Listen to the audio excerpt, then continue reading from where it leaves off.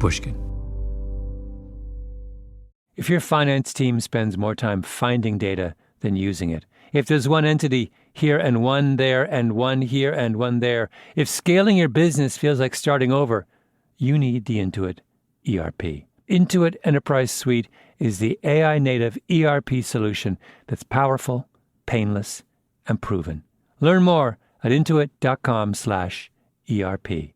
We spend hours deciding what to buy, but there's a split-second decision that can make or break a sale. Do you have the trust to hit buy now? Agentic commerce is testing that moment more than ever. And that's where PayPal comes in.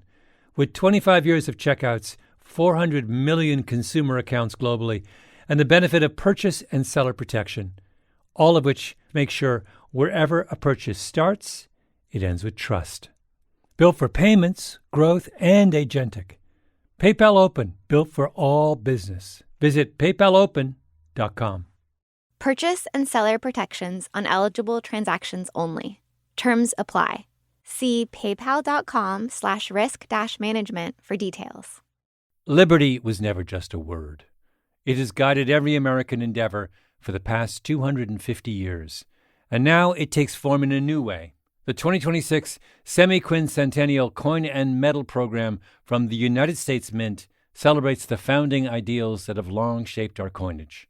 Available 1 year only, this historic collection features new coin designs, limited edition releases, and reissues.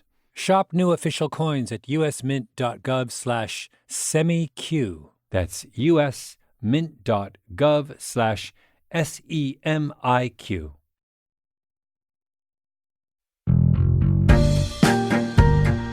Welcome to episode 2 of Development Hell, our revisionist history series based on the radical notion that the best Hollywood stories are the ones that never got made into movies. Last time, we kicked off the series with the story of how my book Blink failed to make it on the big screen. If you haven't heard that one yet, you really, really should, because it explains why failed stories have such meaning for me. Anyway, this episode is a wildly convoluted tale full of big plot twists and huge moral questions. A story so much about right now that it's going to get a little uncomfortable. Allow me to introduce guest number 1, Angus Fletcher. He's a screenwriter. I'm not a screenwriter and have never really wanted to be a screenwriter, have no aptitude in screenwriting. Don't listen to Angus. Angus is, in fact, a screenwriter, as you'll hear. He's also an author, researcher, and professor of story science at Ohio State, and a longtime friend of revisionist history. Some of you will remember him as the person who provided the intellectual scaffolding for our memorable revision of The Little Mermaid. Remember this? Oh, so you think we should fix Ursula? Well, I think we should just stop her from doing whatever she's doing. We should have a conversation with her about maybe why this isn't helpful. Do you, Prince Eric, take Ursula to have and to hold in sickness and in health for as long as you both shall live? Eric looks deep into Ursula's eyes, hypnotized. I do. If you haven't heard that Little Mermaid series, listen to it. Anyway, back to today's story. I'm just fascinated by this problem that Hollywood has, that it keeps telling the same story over and over and over again. And so, back when I was actually a Shakespeare professor up at Stanford, I placed this phone call to Pixar, and I was basically like, how is it you guys are able to make stuff that's like better? This is when they're making movies like Up, which had just these totally berserk narrative structures. And so anyway, they let me inside. I learned all this stuff. I thought it was totally fascinating. I realized that they were making stories in a totally different way than Hollywood was. So I went down to Hollywood to advise Hollywood. And that led to me basically trying to convince Hollywood by writing a series of screenplays the Pixar way, because I thought that they would then allow me to consult on movies. Instead, no, they just hired me to write screenplays. And that's how I got an agent. And then one day my agent called me up, and because he knew I'm just obsessed with the original Total Recall, which had destroyed my mind when I was young. And he was like, how would you like to work with the writer of Total Recall, Gary Goldman? And so that's how we got together. Gary, you wrote Total Recall? Meet guest number 2, Gary Goldman. He's also a screenwriter, But unlike Angus, has no trouble admitting it. Yes, I was the last writer on Total Recall, on the first Total Recall. Total Recall, amazing movie. Arnold Schwarzenegger, Sharon Stone, directed by Paul Verhoeven. Yeah, so it was about a milquetoast character who finds out that he's not who he thinks he is, which is that he's a kind of a super spy. Yeah, but how real does it seem? As real as any memory in your head. Come on, don't bullshit me. No, I'm telling you, Doug, your brain will not know the difference. And that's guaranteed, or your money back. What about the guy you lobotomized? Did he get a refund? Came out in 1990. Blockbuster. Tons of awards. Total Recall has it has a genealogy. It's not just me. It has a short story. The source material is from Philip K. Dick. Mm-hmm. And then there was a fantastic original screenplay by Dan O'Bannon and Ron Shusett that everybody loved from the beginning. And this launched the project. In fact, this is sort of the prime example of this idea of development hell, which is that you sell something for a lot of money and everybody's very excited about it. And they tell you it's going to be a movie right away. And then it goes into a process of development where everybody has a hand in revising it and reconceptualizing it and making it in their image. And in the middle, depending on your involvement, you can be in development hell along with the project, or you can be a bystander pushed to the outside watching it go through the process of development hell with lots of other people, not including yourself. If you're lucky, it gets made at all. The project had been in development for almost 8 or 9 years when I got involved. Yeah. 8 or 9 years?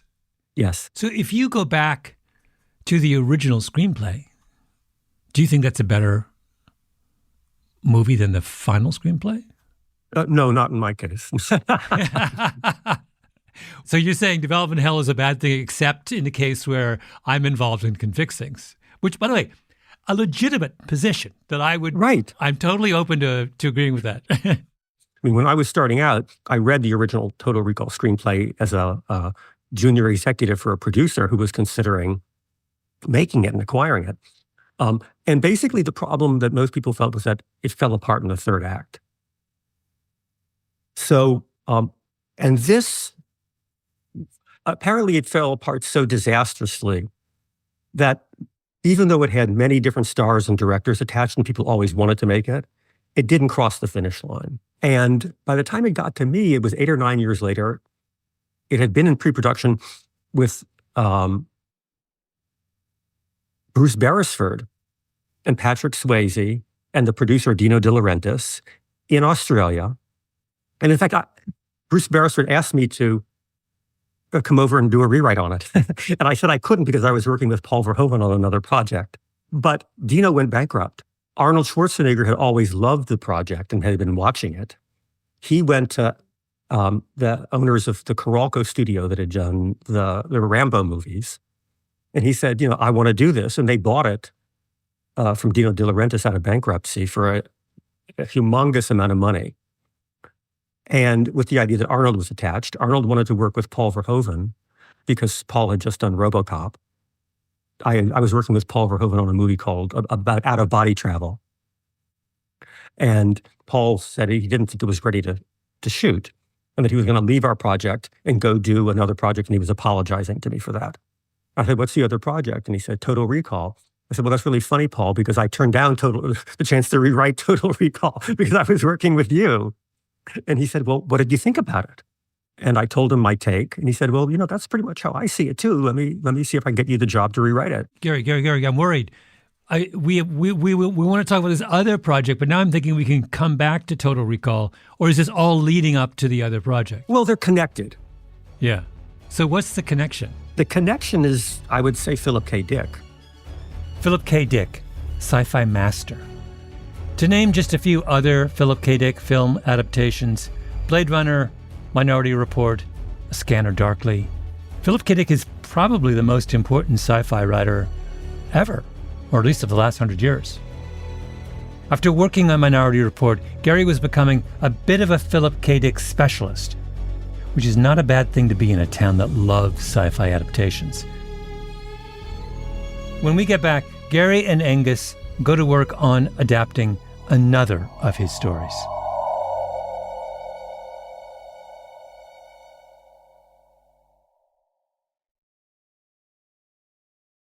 If your finance team spends more time finding data than using it, if there's one entity here and one there and one here and one there, if scaling your business feels like starting over, you need the Intuit ERP. Intuit Enterprise Suite is the AI-native ERP solution that's powerful, painless, and proven.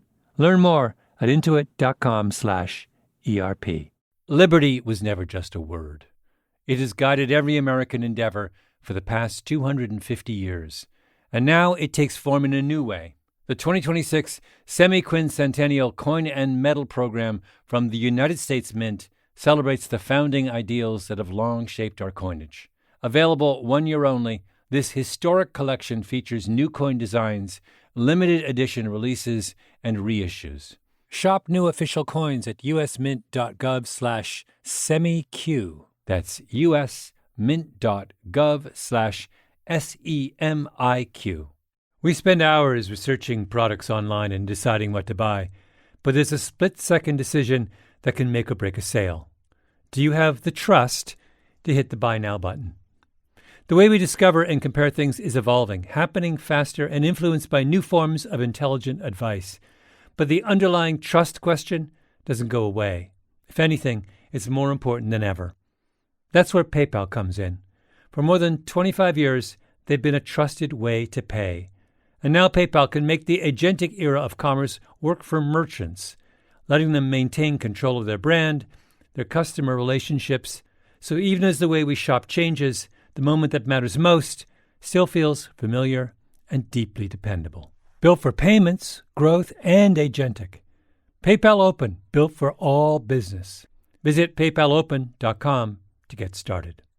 Purchase and seller protections on eligible transactions only. Terms apply. See paypal.com/risk-management for details. We're back with Angus Fletcher and Gary Goldman, who've just been set up to work together on an adaptation of a Philip K. Dick story. I've done four projects based on Philip K. Dick material. This has become my calling card in Hollywood, was that I did Philip K. Dick adaptations. So, Angus, wait, did you have a particular affection for Philip K. Dick prior to this project? Well, I mean, I loved the movie Total Recall, and I'm going to acknowledge that I was such a Philistine that I had no idea that it came from Philip K. Dick.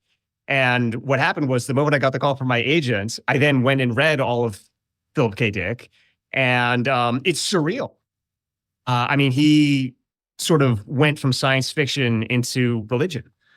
And I called Gary up and I was like, well, Gary, what do you think? I'd love to work with you. And the main reason I wanted to work with Gary is because I believe that screenwriters have the ability to see the future, because I think this is a common power of story. I think that science fiction is always about intuiting what's going to happen next.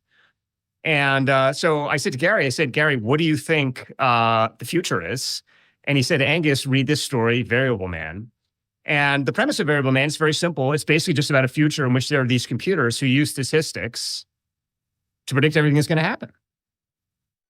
And I said, Gary, this seems weirdly like the world we're accelerating into now. And he said, yeah. He said, it is.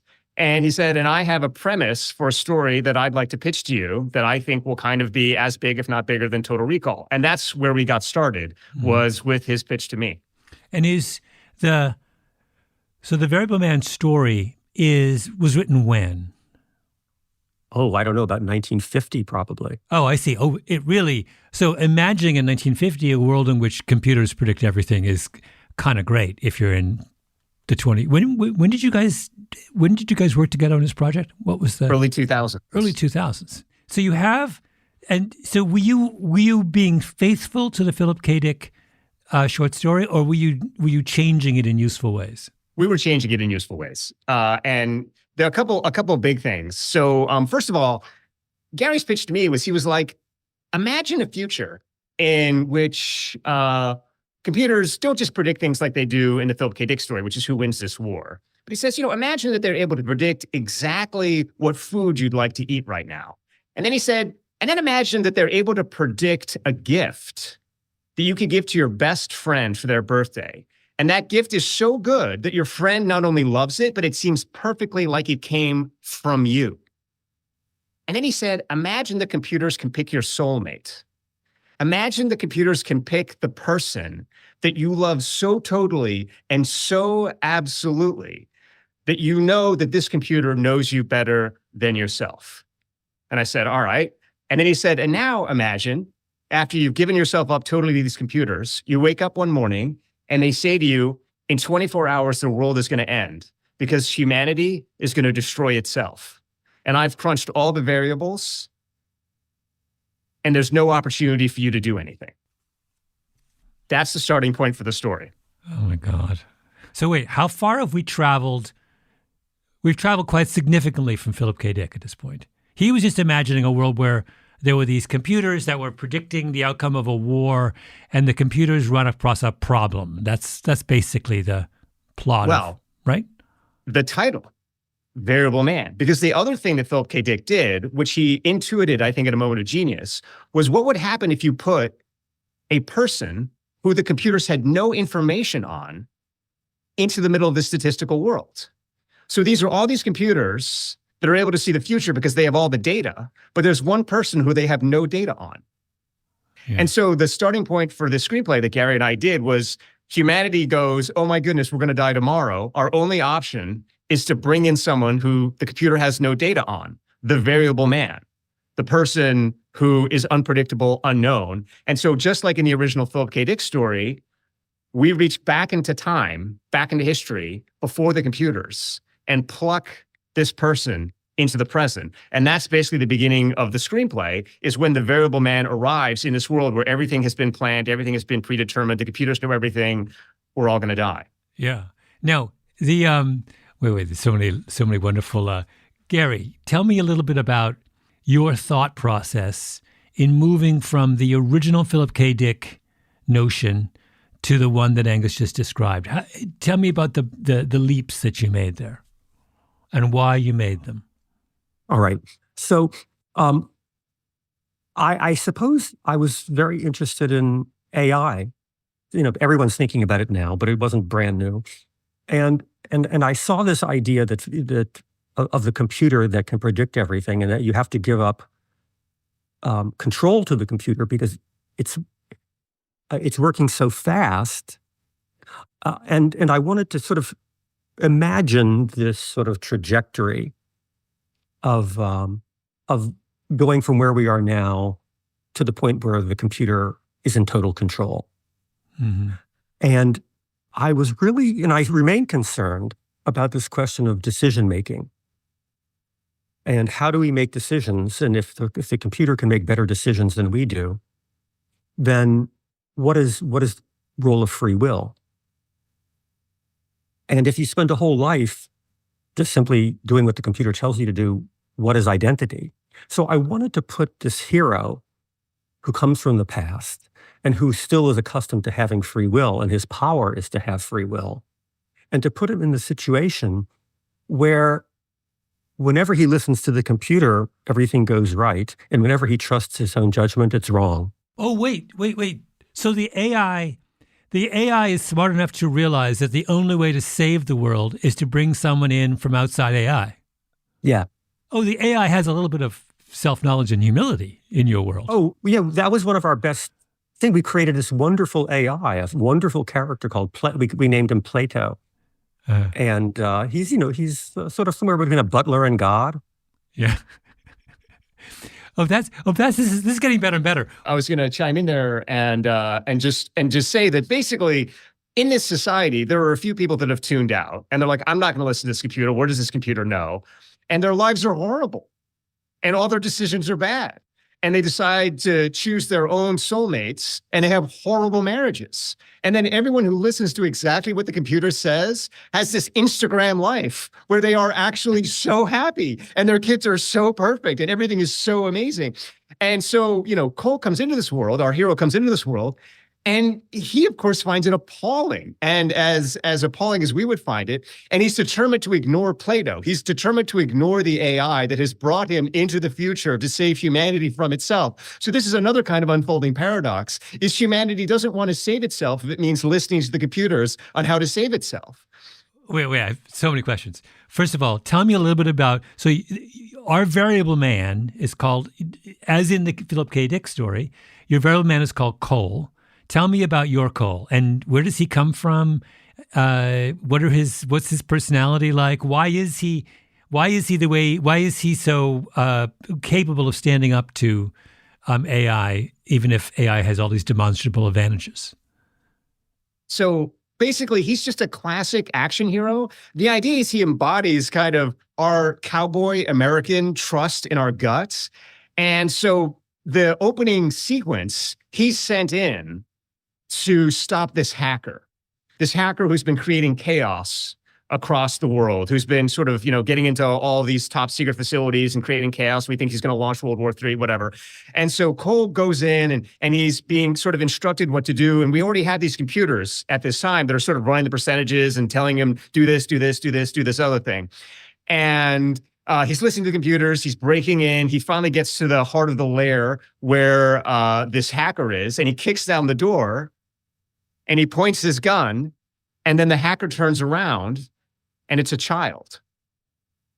Oh. And Cole realizes, oh my goodness, this is the hacker. This is the person who's been creating all this chaos. And he gets this word on his earpiece, kill the hacker. And he says, I can't kill the hacker. This is a child. And there's this long pause. And they say, look, we've run all the numbers. If you don't kill the kid, this is going to happen again. Yeah. Pull the trigger. And he stands there in the moment. Can I pull the trigger? Can I pull the trigger? And then he doesn't do it. He doesn't pull the trigger. He drops the gun. He grabs the kid. And what essentially happens is he dies, saving the kid's life. There's a fireball that blows him up, but the kid goes on and the kid lives. And because that fireball incinerates him, he can be brought into the future without changing time, because he was essentially eliminated from the timeline.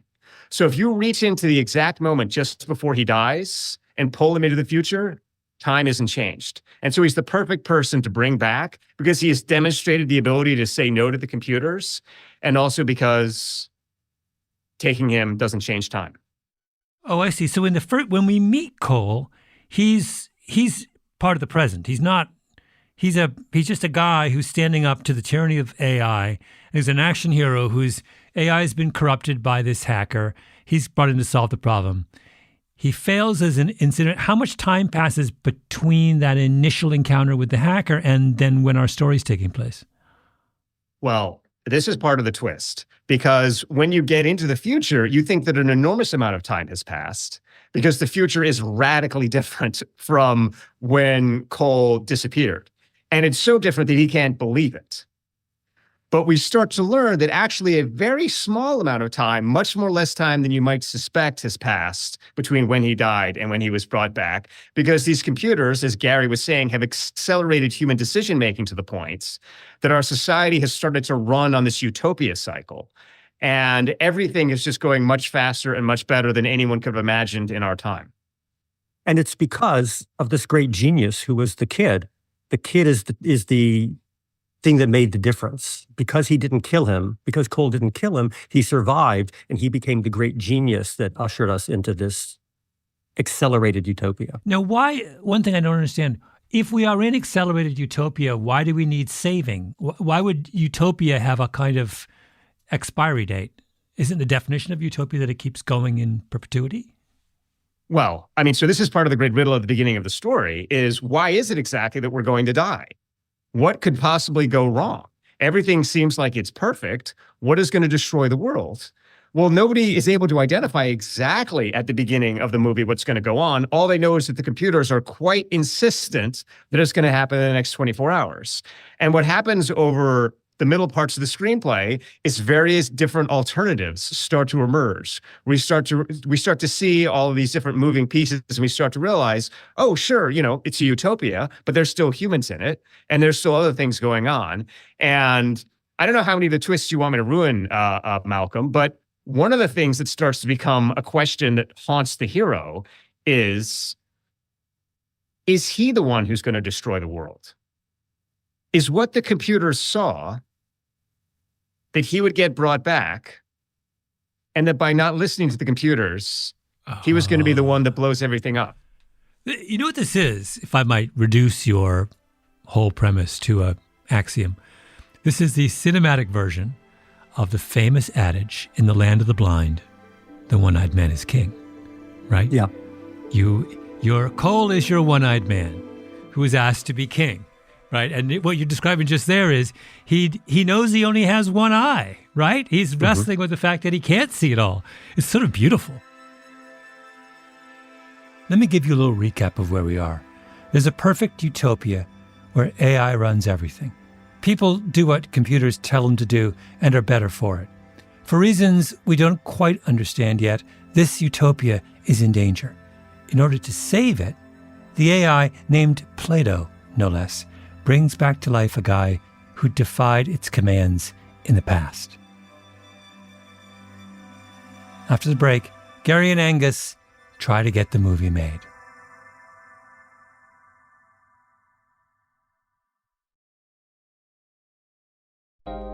If you want all of your data in one place, if you want a single home for all of your entities, if you want to spend more time working and less time searching, you need the Intuit ERP.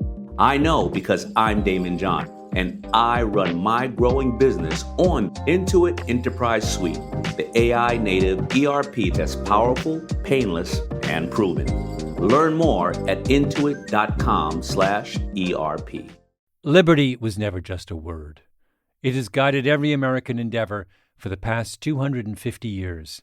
And now it takes form in a new way. The 2026 Semi-Quincentennial Coin and Medal Program from the United States Mint celebrates the founding ideals that have long shaped our coinage. Available 1 year only, this historic collection features new coin designs, limited edition releases, and reissues. Shop new official coins at usmint.gov/semiq. That's usmint.gov/SEMIQ. We spend hours researching products online and deciding what to buy, but there's a split-second decision that can make or break a sale. Do you have the trust to hit the Buy Now button? The way we discover and compare things is evolving, happening faster and influenced by new forms of intelligent advice. But the underlying trust question doesn't go away. If anything, it's more important than ever. That's where PayPal comes in. For more than 25 years, they've been a trusted way to pay. And now PayPal can make the agentic era of commerce work for merchants, letting them maintain control of their brand, their customer relationships. So even as the way we shop changes, the moment that matters most still feels familiar and deeply dependable. Built for payments, growth, and agentic. PayPal Open, built for all business. Visit paypalopen.com to get started. Purchase and seller protections on eligible transactions only. Terms apply. See paypal.com/risk-management for details. Wait, so tell me more about your Cole. So who would you imagine playing your Cole? So we had quite a lot of interest. We had interest from Bradley Cooper's people. We had interest from Mark Wahlberg's people. But the one thing that was always common was that people became increasingly disturbed about the paradox at the center of Cole's psyche. Because if you're going to play this part, you have to wrestle with all of these sort of profound questions. And one of the most profound questions is that what the computers are doing is they're saying, trust us. And the reason they get us to trust them is by being able to predict our most intimate choice. They're able to predict our heart. They're able to know our heart better than we know our heart. They're able to say, you're going to love this person. And when you meet this person, your entire life is going to be changed. And the computer does this to Cole when he gets into the future. Is he picks the perfect person for Cole, and they fall in love immediately. In fact, they fall in love so fast they don't even know that they were set up by the computer. They only figure it out after the fact. So now Cole knows that the computer has told him, this is who you're going to love. This is your soulmate. And the computer has also told him the world is going to end. And so essentially the existential choice facing Cole is my heart wrong? And I don't love this woman, and the world is going to be fine? or by following my heart and accepting that I love this woman, is everyone going to die? And that he has to listen to the computer when the computer gives him a mission. And the computer's mission for him is to kill someone, is to kill the person who's going to trigger the singularity. Same mission as was given him before he was incinerated. That's right, but on a much bigger and more advanced scale. Yeah. And the twist is that the person who he has to kill is, of course, the person that he saved when he was a child. And the further twist is that that person is the father of the girl he's been matched with, who he's fallen in love with. And that he's been set up to be with this girl because she's going to bring him home to daddy. And that's the only way to get through daddy's security. Oh my God. So good. It's so good. Why? Let's go back. So you had interest from these actors in playing Cole, but why did they have, when you say they had trouble with that twist, it sounds to me like this is an extraordinary opportunity for a skilled actor. What do you mean they had trouble with it? Well, so I think that when you think about why Total Recall got made, Arnold Schwarzenegger has the capacity to be himself and also be meta Arnold at the same time. So he has the capacity to kind of laugh at himself at the same time he's being himself. This part requires that ability to be yourself and be outside yourself at the same time. And it forces you also to go against the kind of core fantasy of Hollywood, which is that love saves the world. If you listen to yourself, that saves the world. And so this caused a lot of cognitive dissonance in actors, and the same reason that Gary was talking about, that the sort of AI billionaire's daughter was caused cognitive dissonance. And so that was a real emotional sticking point for a lot of actors. And I think they were concerned about this story. Yeah, I think you're right, Angus. Ultimately, we didn't want to say, oh yeah, trust your heart and it's all going to work out. That's a lot of Hollywood endings manufacture that ending. And the Hollywood answer is trust your heart. And society is producing a new answer, which is trust the AI. Can you think of a Hollywood movie previous to this where not the narrow question of don't trust your heart, but the kind of broader question of that love and the fulfillment of a real emotional need would have catastrophic consequences outside of it? Is this virgin territory is what I'm asking for a Hollywood film? One example springs to mind, Casablanca. For Humphrey Bogart and Ingrid Bergman to get together would harm the world. And so Humphrey Bogart Rick makes the decision not to follow his heart. I think you're right, but you will, there's a crucial difference though, and that is, do we ever really believe that Rick is madly in love with Ingrid Bergman? Not in the sense, what you've described is a situation where the two parties are genuinely and have powerful reason to believe that they are genuinely in love. They are soulmates. Was Ingrid Bergman Humphrey Bogart's soulmate in Casablanca, or was like his heart is so kind of hardened and covered in scar tissue, we kind of accept him walking away because that's what he does. He walks away, right? But you're describing a very different dynamic. You're talking about two people who are soulmates having to walk away. Yeah, and I will say, Malcolm, by the way, that's a very iconoclastic reading that you've just delivered of Casablanca. But also, wait, what? but they do. You don't think Humphrey Bogart's heart is covered in scar tissue? I think the point is that even though it is, he realizes that the romantic thing to do is to leave. And so that's the ultimate tragedy of that movie, Malcolm, which you've just desecrated, is that he's a man who is reconnected with his heart and in doing so walked away from it, Anyway, I think that's the Hollywood schlock reading of it. But the point is, in that movie, he walks away. He does the heroic thing. And you're asking, is there a movie where someone has basically willingly destroyed the world for their own love?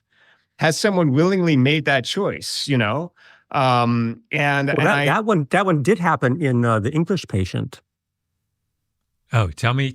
My memory of that film is not strong enough. Tell me how that happens in The English Patient. Well, in the end, the hero basically is a traitor to the Allies out of love for a woman.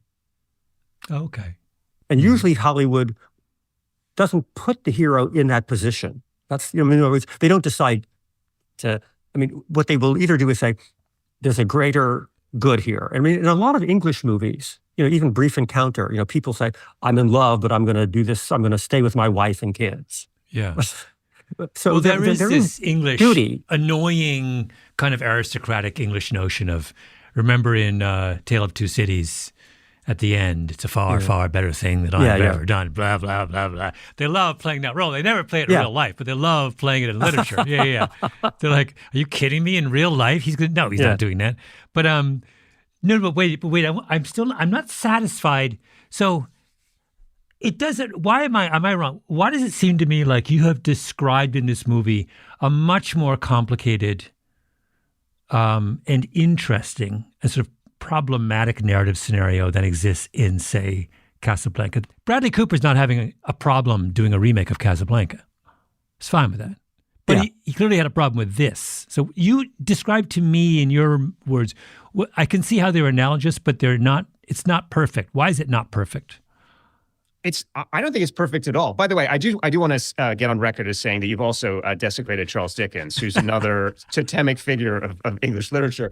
No, it's the reason that it's different is imagine if the character chose his heart and the Nazis won. Yeah, you choose. Imagine the Sound of Music. Right, in which he marries Julie Andrews, and the result of that is the Second World War is lost. Yeah. That's the kind of crisis you're setting up. And so, in order to establish free will, he has to reject Julie Andrews. He has to reject, his heart to save the world. Except, we haven't even told you the ending of the movie, so you don't even know what's going to happen, right? And when actors got to the end of the movie, the dissonance became so intense for them that, I think that they started to say, how can I in good conscience play this part? Because I myself don't even understand exactly the part that I'm playing. So you're in telling the story of why this movie doesn't get made. We're going to go through the list of culprits, but is culprit number one that the actors themselves couldn't handle it? I think that's part of it. But I think the core of it is do we trust ourselves? Yeah. And that's a hard place to go in the movies, because at the end of the day, the movies basically know comedy and they know tragedy. And in a comedy, you give yourself over to a fantasy. And in tragedy, you're like, it's all over from the beginning. And it's a chance for you to kind of wallow. So another way to say this is, when we're born in our brain, there's a kind of primordial story. And that story is that I am good and that life is good. And that primordial story is so powerful that it allows us to be open to the world and to explore the world. And then what happens over time is that story runs up against our experiences of life, many of which are negative. And this other story starts to occur in our brain, which is actually life is not so good. And I'm also not so good. And we start to believe that story more. And that story starts to become more primordial for us. And the good story starts to become more superficial and fantasy for us. And we get into a kind of a dissociated place. And in that dissociated place, which I think most humans exist most of the time, they really believe that life is pretty bad and that they're pretty terrible. But they're always trying to actively convince themselves that life is good and that they're a nice person.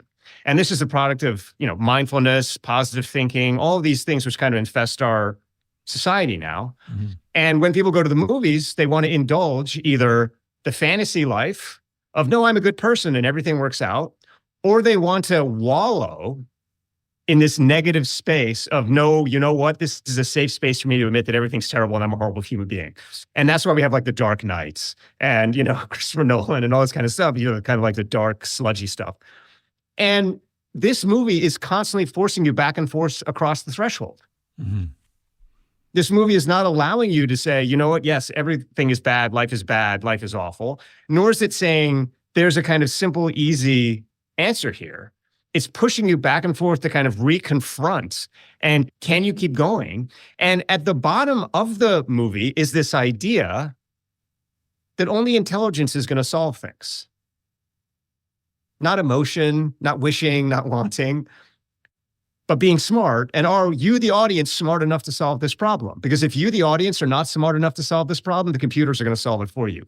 And so the existential challenge for the movie essentially is, are you smart enough to keep ahead of the movie? In which case, you know what? You're smart enough to live into the future. Or are you going to submit and become passive and be drawn into the engine of the story? And then that's the future of AI, in which you no longer have any autonomy and you've given up your will to the plot and the machinery. So I think that's why people find the movie unnerving, because it really does put you in that existential place that you feel that your autonomy is being stripped. But I mean, there's also a lot of sort of funny and sort of dire studio stories that are involved. Because I think ultimately the studios were also alarmed by this story. I mean, this is a big budget movie. And the thing is, if you're going to do a big budget movie like Total Recall, like this, you need to get that actor on board to try and secure the money. Right. And then do you want to put $120 million into something that has this premise? I think it was too demanding. And but I think that our main problem here was really that we didn't get a director. We didn't get a strong director. A project like this requires a director who with a very strong vision and who the people with the money trust. And I suppose I had the hubris to think that after doing these 3 Philip K. Dick movies, they would trust me. But actually, that wasn't enough. The movie's fate in the real world precisely parallels its narrative on the page, in other words. That actually happened. So one of the things that happened is after we went out to all of these actors, I then was on another screenplay project, which was going well. And it was produced by Bob Shea, who did Lord of the Rings, all these big kind of movies. And so I showed the script to Bob, and Bob was like, oh, the script is amazing. I love the script. We got to get the script produced. And so I said, okay, great. But it all culminated in Bob calling me up one day and saying, Angus, we've got financing for this movie. I'm almost entirely convinced we've got financing for this movie. I said, oh, okay. I said, what's going on? He said, well, there's this company in town. They have a computer that they feed all of the scripts into. And the algorithm tells them how much money the script is going to make. And we've already given the script to the executives there, and they love this, and they're going to give it to the algorithm, and I just know that this is going to work out. So I said, okay, Bob, this sounds great, And this company, I should say, they very wealthy, very successful. They invested all these movies, They had themselves the sort of top floor of the biggest luxury car dealership in town. So you walked in through all these luxury cars to get in their offices. I mean, sort of like typical Hollywood stuff, right? So I get a call a week or two later from Bob. He's like, unfortunately, I've got bad news for you. And I was like, oh my God. I was like, did the computers read our script and not like it? He goes, no. He's like, that's not the problem. He's like, the problem is the company just went bankrupt. And they went bankrupt because the last script their computers picked was a bomb. And so now they have no money. And so we were unable to make our scripts about the infinitely intelligent computer because a stupid computer was unable to pick the right scripts to make. A stupid computer. Is it any wonder Angus has gone on to become a pioneer in story science? In fact, Angus has gone on to become a leading critic of AI. He thinks only humans will ever be able to tell good stories. One of the papers he's published is called Why Computer AI Will Never Do What We Imagine It Can. I'm reading now from the abstract. Computers contain a hardware limit that renders them permanently incapable of reading or writing narrative. This article draws upon the author's work with deep neural networks, Judea Pearl's Do Calculus, GPT-3, and other current generation AI to logically demonstrate that no computer AI, quantum or otherwise, has ever learned or will ever learn to produce or process novels or any other kind of narrative, including scripts, short fiction, political speeches, business plans, scientific hypotheses, technology proposals, military strategies, and plots to take over the world. So what do we have here? We have a script about AI killed by an AI company that went bankrupt, whose co-author goes on to write the definitive debunking of AI. Who's writing that screenplay? Guys, this has been fantastic. My vote is in to all moguls out there in our listening audience. It's clear what the people want. The people want did you call this movie The Variable Man? Yeah. The people want The Variable Man. They do. Fingers crossed.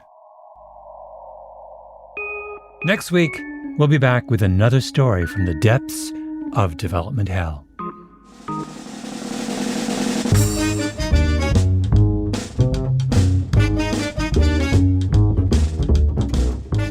This episode was produced by Nina Bird Lawrence with Tali Enlund and Ben Nadaf Haffrey. Editing by Sarah Nix. Original scoring by Luis Guerra. Engineering by Echo Mountain. Our executive producer is Jacob Smith. I'm Malcolm Gladwell.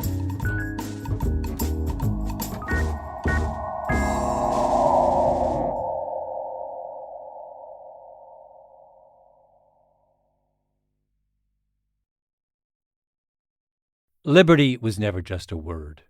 It has guided every American endeavor for the past 250 years. And now it takes form in a new way. The 2026 Semi-Quincentennial Coin and Medal Program from the United States Mint celebrates the founding ideals that have long shaped our coinage. Available 1 year only, this historic collection features new coin designs, limited edition releases, and reissues. Shop new official coins at usmint.gov/semiq. That's usmint.gov/SEMIQ. If your finance team spends more time finding data than using it, if there's one entity here and one there and one here and one there, if scaling your business feels like starting over, you need the Intuit ERP. Intuit Enterprise Suite is the AI-native ERP solution that's powerful, painless, and proven. Learn more at intuit.com/ERP. We spend hours deciding what to buy, but there's a split-second decision that can make or break a sale. Do you have the trust to hit buy now? Agentic commerce is testing that moment more than ever. And that's where PayPal comes in. With 25 years of checkouts, 400 million consumer accounts globally, and the benefit of purchase and seller protection, all of which make sure wherever a purchase starts, it ends with trust. Built for payments, growth, and agentic. PayPal Open, built for all business. Visit paypalopen.com.